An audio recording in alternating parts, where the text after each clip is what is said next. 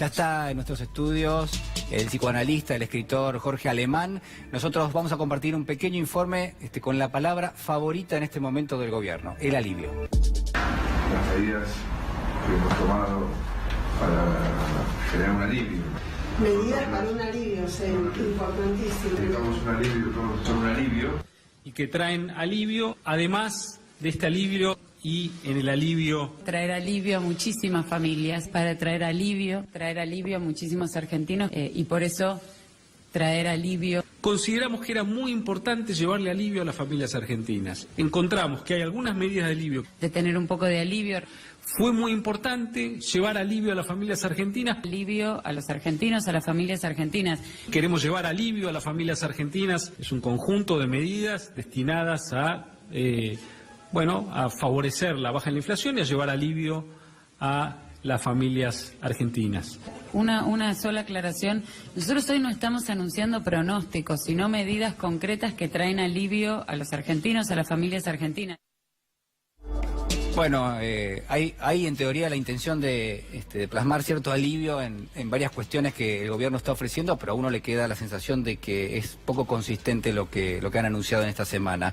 Y ya lo tenemos con nosotros, lo habíamos anunciado, está Jorge Alemán, psicoanalista, escritor, analista, profesor, poeta, bueno, de enorme trayectoria. Gracias. Y un placer enorme tenerte acá. El placer es mío. Sabemos que estás unos poquitos días más acá en Argentina, después sí. ya te vas para España nuevamente. Sí, de nuevo, sí. Pero te quiero preguntar por esto, al menos que esta semana la verdad que quedó bastante en evidencia de un gobierno que anuncia un paquete de medidas que algunos, en el caso del gobierno, lo denominan un paquete que quiere generar alivio, y por otro lado hay quienes dicen, bueno, el gobierno está haciendo populismo. Digo, ¿qué pensás de esto? Bueno, en primer lugar me Sí. gustaría decirte que siempre he sido contrario a estas dos frases. Los hechos hablan solos o la realidad habla por sí mismo. Siempre he pensado que a los hechos hay que interpretarlos y que a la realidad hay que hacerla hablar. Sí. Pero sin embargo se ha llegado a tal estado de cosas que ya es muy difícil añadir alguna palabra. Lo que se muestra, lo que se revela, lo que se hace patente es de tal contundencia que uno tiene verdaderamente... Recién pensaba qué iba a poder decir yo, porque da la impresión de que se ha manifestado algo en toda su realidad, en Sí. toda su verdad. Dicho esto, intento decirte algo. La palabra alivio quiere decir e implica necesariamente que se hizo un gran daño antes. Es decir, el que dice que va a aliviar es que admite, sin tener garantías de que verdaderamente vaya a aliviar, de que haya hecho un gran daño. Luego he visto cómo se ha estigmatizado, demonizado la palabra populismo. Yo soy de los que consideran que esa palabra alcanzó un nivel de conceptualización importante a partir de la obra de Laclau, con la que se puede tener diferencias, matices, pero que se ha vuelto un concepto, en fin, no es lo mismo decir sos un inconsciente al inconsciente como concepto en psicoanálisis. Utilizar cualquier medida demagógica o cualquier tipo de expresión o cualquier tipo de retórica que haga uso de algo demagógico, de algo que simplifique la cuestión, etcétera, etcétera, como equivalente de populismo, la verdad que es nunca había visto una degradación tan grande. Con esto de los precios congelados, de todas las cosas que he visto decir sobre esa palabra, sí. Esta es la degradación más profunda, la más lograda que he visto, ¿no? Jorge, ¿qué lectura haces de la respuesta que el gobierno está dando a la crisis? No sé, hay varios elementos dando vuelta, obviamente vos tenés muchas lecturas, supongo. Ayer, por ejemplo, se esperaba la aparición del presidente de la Nación, anteayer, ¿no? Y que en definitiva diera algún tipo de discurso. Nos encontramos con un video casero donde se le hablaba a una familia. Sí, contratada. Digo, ¿cómo se...? Primero habría que pensar seriamente, aunque sea obvio, ¿por qué puede llegar a pasar una cosa así en este país? ¿Qué tipo de país somos? ¿Cuáles son las condiciones geopolíticas? ¿Cuáles son nuestras modalidades de inscripción en el mundo para que nosotros podamos transformarnos en un laboratorio semejante? Me parece que eso merecería ser indagado. Es decir, ¿por qué puede pasar esto aquí? Porque me consta, Sí. después de vivir 42 años afuera, que así, de esta manera, como pasa aquí, no pasa en cualquier parte.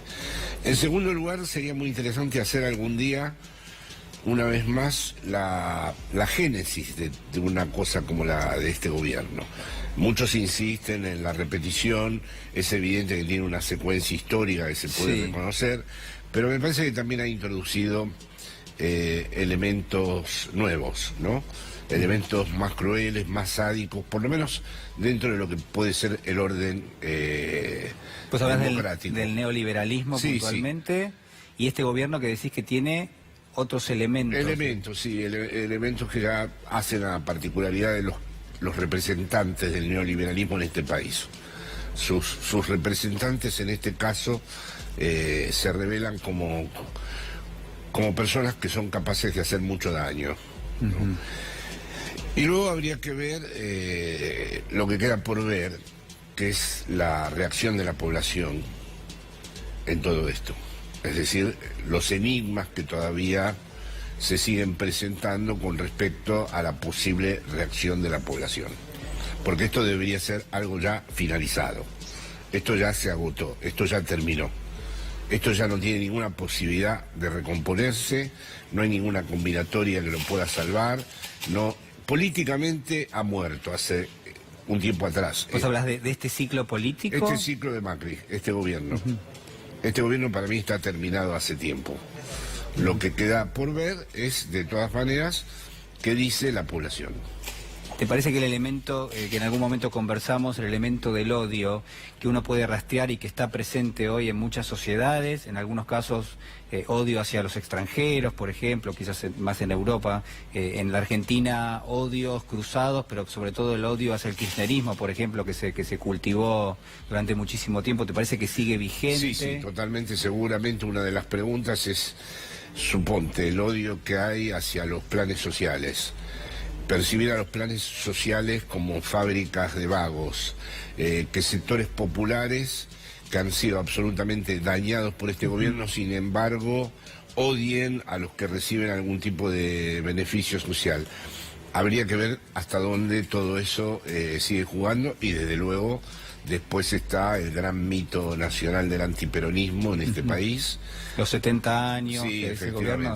al que están haciendo apelación permanentemente, ¿no? Y luego está efectivamente el kirchnerismo. Sí. Todo eso me parece que sigue vigente y no es irracional, como se suele decir. Lo que pasa es que hay que ampliar el concepto de razón, ¿no? Quiero preguntarte por algo que estuvimos viendo hoy, las imágenes del presidente de la Nación en Córdoba jugando al golf, ahí lo tenemos en pantalla. Uno estima que si hoy hay un país en crisis, que si el gobierno anuncia medidas básicamente para darle de comer a la gente, porque digo, más allá del ropaje que uno quiera ponerle, yo me hago cargo de esta lectura. Las medidas, la única consistente que uno estima que más o menos puede tener algún tipo de supervivencia es, a lo largo del tiempo, es quizás los precios congelados de una canasta básica de productos. Sí, que se dicen además que van a ser hasta la fecha electoral, o sea que... Con suerte va a llegar hasta la fecha electoral. No se oculta nada. Es una especie de plan alimentario básico para un sector importante de la población. Digo, ¿por qué lo que uno lee de las actitudes del gobierno están tan distantes de esta situación? ¿Por qué lo que se ve es quizás que están en otra? Por decirlo de alguna manera, no es muy académico, pero digo, están en otra. Han estado siempre en otra, ¿no? Yo creo que en cada una de las realidades que componen a la configuración general de este país están en otra. Han estado siempre en otra. La percepción...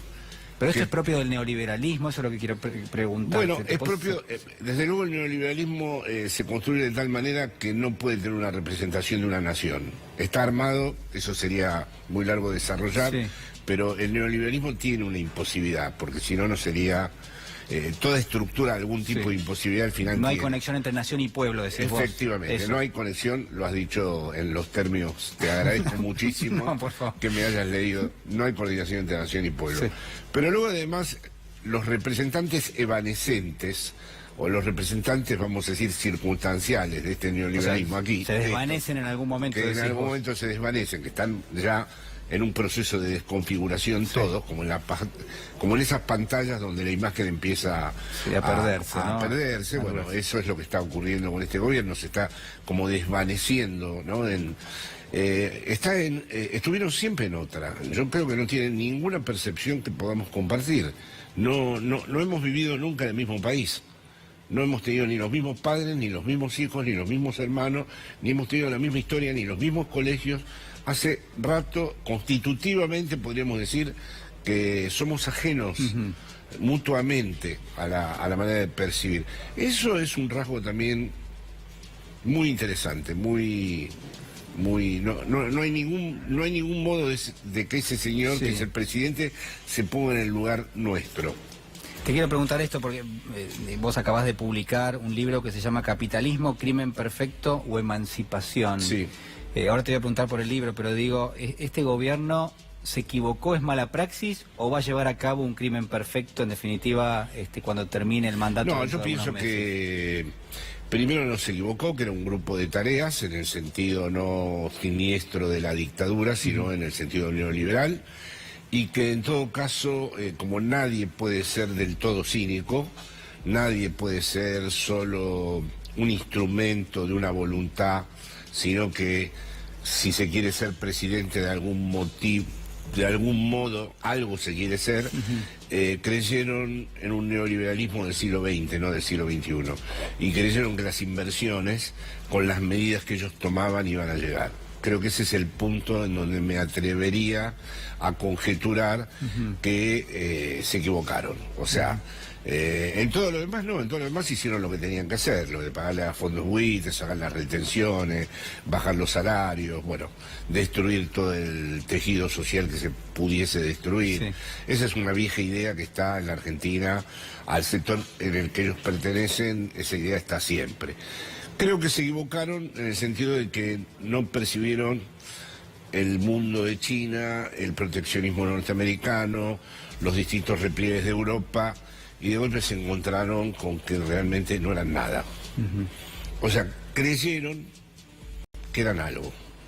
O sea, creyeron que ellos tenían una importancia. La única parte que les concedo, que es una especie de estupidez que tuvieron, pero bueno, es que volvía el mundo, venían los negocios. Sí, que se regresaba al mundo y iban a venir las inversiones. Sí, efectivamente. No pasó. No pasó porque no pasó. Es otro mundo, ¿no? Es otro mundo. Y en términos políticos, Jorge, ¿cómo estás viendo? No es un crimen perfecto, Macri, en absoluto. No va a ser un crimen perfecto. No. ¿Cómo ves? Otro problema va a ser cómo se organiza la retirada de esto, porque esto... Eso te iba a preguntar, ¿cómo vienen los próximos meses y qué adivinás políticamente? En vez del Padrino 4, acá estamos como en el Padrino 6, ¿no? Como si Coppola hubiera hecho la cuarta, la quinta, y lo que está ocurriendo acá, en las distintas desconfiguraciones de la pantalla, con el Poder Judicial, con los espías, con las extorsiones, con el aparato mediático, tiene como un grave riesgo, ¿no? Es decir, es una cosa que uno la lee y es el tipo de cosas que dice, esto necesariamente termina mal.